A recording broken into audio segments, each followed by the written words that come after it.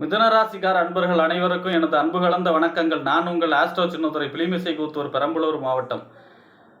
2024 நிகழும் மங்களகரமான குரோதி வருடம் வைகாசி மாதம், தமிழ் மாதங்களிலே 2வது மாதம் வைகாசி மாதம் மிதுன ராசிக்காரர்களுக்கு எப்படிப்பட்ட கிரக நிலைகள் இருக்கிறது, அதனால் என்ன பலன்கள் ஏற்படும் என்பதை பற்றி இந்த காணொளியிலே பார்ப்போம். இதுபோன்று தொடர்ந்து தமிழ் மாத ராசி பலன்களை தெரிந்து கொள்ளவும், ஜோதிட தகவல்களை தெரிந்து கொள்ளவும் நமது சேனல் ஆஸ்ட்ரோ சின்னதுரையை சப்ஸ்கிரைப் செய்து கொள்ளுங்கள், லைக் பண்ணுங்கள், நண்பர்களுக்கு ஷேர் பண்ணுங்கள். வைகாசி மாதம் மிதுன ராசி, உங்கள் ராசிநாதன் புதன் உங்கள் ராசிக்கும் 4ஆம் இடம், வீடு, வண்டி, வாகனம், மனை, தாயார் என்று சொல்லக்கூடிய சுகஸ்தானத்தை சொல்லக்கூடிய 1க்கும் 4க்கும் உடைய புதன் உங்கள் ராசிக்கு இந்த மாதம் 11ஆம் இடத்திலே சஞ்சரிக்கிறார். 18ஆம் தேதி வரை, வைகாசி மாதம் 18ஆம் தேதி வரை 11ஆம் இடத்திலே சஞ்சரிக்கிறார். பொதுவாக ராசிநாதன் 11ஆம் இடத்திலே சஞ்சரிப்பது ஒரு பொற்காலம்.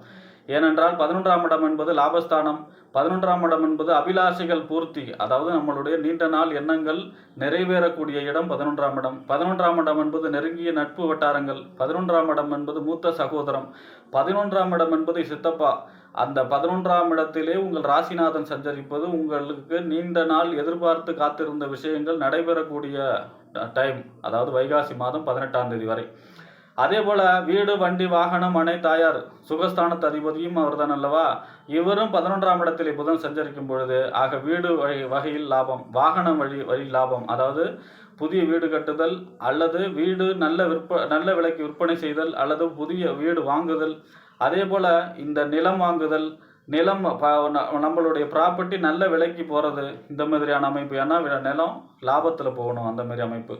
அதே மாதிரி வாகனம், புதிய வாகனம் வாங்குதல், நம்மளுடைய வாகனம் நல்ல விலைக்கு விற்பனை செய்தல், இந்த மாதிரியான வாகனம் சம்பந்தமான லாபங்களை கொடுக்கக்கூடிய அமைப்பு. ஆக இந்த மாதம் உங்கள் ராசிநாதன் புதன் 18ஆம் தேதி வரை நல்ல நிலையில் இருக்கிறார். இந்த சமயத்தை பயன்படுத்த வேண்டும். பொதுவாக எந்த கிரகம் எப்படி இருந்தாலும் நம்மளுடைய ராசிநாதன் 11ஆம் இடத்துல இருக்கும் பொழுது நினைத்த காரியங்கள் நடைபெறக்கூடிய டைமாக இருக்கும். ஆக 18ஆம் தேதி வரை உங்களுக்கு அனுகூலமான பலன்களை தர இருக்கிறார் புதன்.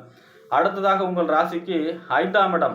5ஆம் இடம் என்பது புத்திரஸ்தானம். 5ஆம் இடம் புத்திஸ்தானம், விளையாட்டு ஸ்தானம், பூர்வ புண்ணிய ஸ்தானம், மேடை பேச்சை குறிக்கக்கூடியது, நம்முடைய சிந்தனை செயல்திறனை குறிக்கக்கூடியது 5ஆம் இடம். அதிர்ஷ்டஸ்தானம் 5ஆம் இடம், தந்தையின் தந்தையை குறிக்கக்கூடியது 5ஆம் இடம். ஆக இந்த 5க்கும் 12ஆம் இடம் அயன சயன போகஸ்தானம். அயன சயன போகஸ்தானம் 12ஆம் இடம் என்பது வெளிநாடு சம்பந்தமான அனுகூலங்களை கொடுக்கக்கூடிய இடம். ஆக இந்த 5க்கும் 12க்கும் உடைய சுக்கிரன் 11ஆம் இடத்திலே சஞ்சரிக்கிறார் வைகாசி மாதம் 6ஆம் தேதி வரை. இது ஒரு சிறப்பான நிலை. வைகாசி மாதம் 6ஆம் தேதிக்கு பிறகு உங்கள் ராசிக்கு 12ஆம் இடத்திலே சஞ்சரிக்கிறார். 12ஆம் இடம் என்பது விரயஸ்தானத்திலே சஞ்சரித்தாலும் அவர் ஆட்சி பெற்று சஞ்சரிக்கிறார். சூரியனோடு சேர்ந்து அஸ்தங்கம் பெற்றாலும் அவர் அங்கு ஆட்சி பெற்றிருக்கிறார். சுக்கரனுடைய பலன், குருவுடைய பலன் எல்லாமே சூரியன் தருவார். ஆக 12ஆம் இடம் இந்த மாதம் உங்களுக்கு வலுவடைகிறது. 12ஆம் இடத்துல ஏற்கனவே அங்கே குரு இருக்காரு, அடுத்தது சூரியன், அடுத்தது 6ஆம் தேதிக்கு பிறகு சுக்கிரன், 18ஆம் தேதிக்கு பிறகு புதன், 4 கிரகங்கள் 12ஆம் இடம் வலுவடைகிறது. பொதுவாக 12ஆம் இடம் வலுவடையும் பொழுது வெளிநாடு சம்பந்தமான முயற்சிகள் எளிதில் கைகூடும். விசாவுக்காக காத்திருந்தவங்களுக்கு விசா கிடைக்கும், பாஸ்போர்ட் கிடைக்கலங்கிறவங்களுக்கு பாஸ்போர்ட் கிடைக்கும். அது வெளிநாடு சம்பந்தமான ஏற்றுமதி இறக்குமதி தொழில் அல்லது வெளிநாடு வேலைக்காக வெளிநாடு செல்ல முயற்சிப்பவர்களுக்கு அனுகூலமான பலன்களை கொடுக்கக்கூடிய அமைப்பாக இருக்கும். இந்த சுக்கிரன் ஆட்சி பெற்று சஞ்சரிக்கும் போது 12ஆம் இடம் என்பது கட்டில் சுகம். சுக்கிரனே காமக்காரகம் தான். ஆக கட்டில் சுகம் கிடைக்கக்கூடிய அமைப்பாக இருக்கும். ஆக 5, 12 கூடிய சுக்கிரன் 12ஆம் இடத்திலே ஆட்சி பெற்று சஞ்சரிக்கிறார். 12ஆம் இடம் என்பது விரயஸ்தானம். ஆக பிள்ளைகள் வழி விரயங்கள் ஏற்படும், அதாவது பூர்வீகம் சம்பந்தமான விரயங்கள் ஏற்படும். அதே போல 12ஆம் இடம் என்பது தந்தையின் தந்தை அல்லவா, பாட்டனார் வகையிலே விரயங்கள் ஏற்படக்கூடிய அமைப்பும் இருக்கிறது. அடுத்ததாக உங்கள் ராசிக்கு 6ஆம் இடம் ருண ரோக சத்ரு, நோய், எதிரி, வம்பு, வழக்கு, கடன் ஸ்தானத்து அதிபதி. 11ஆம் இடத்து அதிபதி. 11ஆம் இடம் லாபஸ்தானம், மூத்த சகோதரம், அபிலாஷைகள் பூர்த்தியாகக்கூடிய இடம். 11ஆம் இடம் என்பது நம்மளுடைய நெருங்கிய நட்பு வட்டாரங்கள். ஆக இந்த 6க்கும் 11க்கும் உடையவர் 10ஆம் இடத்திலே சஞ்சரிக்கிறார். 10ஆம் இடத்திலே செவ்வாய் சஞ்சரிக்கிறார். 6க்கும் 11 கூடிய செவ்வாய் 10ஆம் இடத்திலே வைகாசி மாதம் 19ஆம் தேதி வரை சஞ்சரிக்கிறார். எப்போவுமே இந்த 6, 10, 6ஆம் இடம் உத்தியோகஸ்தானம், 10ஆம் இடம் தொழில் ஸ்தானம். இந்த 6, 10 எப்பெல்லாம் சம்மந்தப்படுதோ அப்போ அவங்களுக்கு புதுசாக வேலை கிடைக்கக்கூடிய அமைப்பு, புதிய தொழில் தொடங்கக்கூடிய அமைப்பு. ஏன்னா 10ஆம் இடங்கிறது தொழில், புகழ், அந்தஸ்து, கௌரவம். அதிலும் குறிப்பாக செவ்வாய் 10ஆம் இடத்துல திக்பலம், வலுவான நிலை. ஆக செவ்வாய் 10 தசம அங்காரகா அப்படிம்பாங்க. 10ஆம் இடத்துல செவ்வாய் அவ்வளோ வலிமை அடைவர். ஆக இந்த 6-10 சம்மந்தப்படும் பொழுது உங்களுக்கு கண்டிப்பாக வேலை இல்லாதவர்களுக்கு வேலை கிடைக்கும். ஃபஸ்ட்டு வேலை அதுதான். 19ஆம் தேதி வரைக்கும் வேலை சம்பந்தமான முயற்சி எடுப்பவர்களுக்கு நல்ல வேலை, நல்ல சம்பளம் கிடைக்கக்கூடிய அமைப்பாக இருக்கும். உங்கள் ராசிநாதன் வேறு நல்ல நிலையில் இருக்கார். அதனால் வேலை சம்பந்தமான முயற்சிகள் எடுப்பவருக்கு வேலை கிடைக்கும். செவ்வாயுடைய காரகத்துவங்கள் பூமி சம்பந்தமான லாபங்கள் கிடைக்கும்.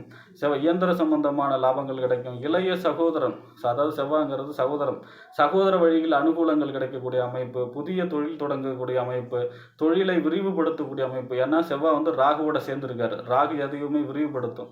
ஆக இப்போ தொழிலை விரிவுபடுத்தக்கூடிய அமைப்பு, தொழில் சம்பந்தமான வெற்றியை கொடுக்கக்கூடிய அமைப்பாக இருக்கும். 19ஆம் தேதி வரை. பிறகு 11ஆம் இடத்திலே ஆட்சி பெற்று சஞ்சரிப்பார் செவ்வாய். உங்கள் ராசிக்கு 11ஆம் இடத்துல 11ஆம் அதிபதி ஆட்சி பெற்று சஞ்சரிக்கிறார். ஆக இந்த மாதம் செவ்வாய் உங்களுக்கு மிக மிக மிக அற்புதமான பலன்களை தர இருக்கிறார். 12ஆம் இடம் வலுத்தா கூட செவ்வாய் ஒரு கிரகம் 10, 11, 11ஆம் இடத்துல ஆட்சி பெற்றும் சஞ்சரிக்கிறார் மாதத்தின் பிற்பகுதியில். ஆக செவ்வாய் மட்டும் உங்களுக்கு இந்த மாதம் அனுகூலம். செவ்வாய் தைரியக்காரகம் இல்லையா? தைரியத்தை கொடுக்கக்கூடிய செவ்வாய் இந்த மாதம் உங்களுக்கு மிக மிக அற்புதமான பலன்களை தர காத்திருக்கிறார். செவ்வாய் உங்களுக்கு அனுகூலமாக. செவ்வாயும் புதன், உங்கள் ராசிநாதன் புதன் கூட முற்பகுதி 18ஆம் தேதி வரை தான் அனுகூலமான பலன். ஆனால் செவ்வாய் இந்த மாதம் முழுவதுமே உங்களுக்கு அனுகூலமான பலன்களை 6, 11 கூடிய இந்த 11ஆம் இடம் என்று சொல்லக்கூடிய அபிலாஷைகள் பூர்த்தி, நம்ம நினைச்செல்லாம் நடக்கக்கூடிய அமைப்பு கொடுக்கக்கூடிய இடத்துல இருக்கார் செவ்வாய் மாதத்தின் பிற்பகுதியில். அதுக்கு முன்னாடி தொழில் வளர்ச்சி கொடுக்கக்கூடிய அமைப்பில் இருப்பார் 19ஆம் தேதி வரை. அடுத்ததாக உங்கள் ராசிக்கு 3ஆம் இடத்து அதிபதி. 3ஆம் இடம் இளைய சகோதரம், 3ஆம் இடம் தைரிய வீரியம் பராக்கிரமம், 3ஆம் இடம் என்பது தகவல் தொடர்பு ஒப்பந்தம், 3ஆம் இடம் நம்மளுடைய அக்கம்பக்கத்து வீட்டுக்காரவங்க 3ஆம் இடம். ஆக இந்த 3ஆம் இடத்து அதிபதி 12ஆம் இடத்திலே இந்த மாதம் முழுவதுமே சஞ்சரிக்கிறார் சூரியன். பொதுவாக 3ஆம் இடத்து அதிபதி 12ல் சஞ்சரித்தா இளைய சகோதர வழி விரயங்கள் ஏற்படும். இப்போ 3ஆம் இடத்து அதிபதி 12ஆம் இடத்துல சஞ்சரித்தால் இந்த தகவல் தொடர்பு சம்பந்தமான விஷயங்களில் கவனமாக இருக்கணும். ஒப்பந்தங்கள் விஷயங்களில் கவனமாக இருக்கணும். கையெழுத்து விஷயங்களில் கவனமாக இருக்கணும். ஏன்னா 3ஆம் இடத்து அதிபதி 12ல் மறையும் பொழுது. மற்றபடி இந்த செவ்வாய் உங்கள் ராசிக்கு இந்த மாதம் தைரியக்காரகனாக செவ்வாய், உத்தியோகக்காரகனாக செவ்வாய் வலுவான நிலையில் இருப்பதால் தொழில் சம்பந்தமான வளர்ச்சியும், புதிய வேலை கிடைக்கக்கூடிய அமைப்பும், நம்மளுடைய எண்ணிய எண்ணங்கள் நடக்கக்கூடிய அமைப்பும் வலுவாக இருப்பதால் மிதுன ராசிக்காரர்களுக்கு இந்த மாதம் செவ்வாயாலும் புதனாலும் அனுகூலமான பலன்கள் நடைபெறும் என்று கூறி விடைபெறுகிறேன். நன்றி, வணக்கம்.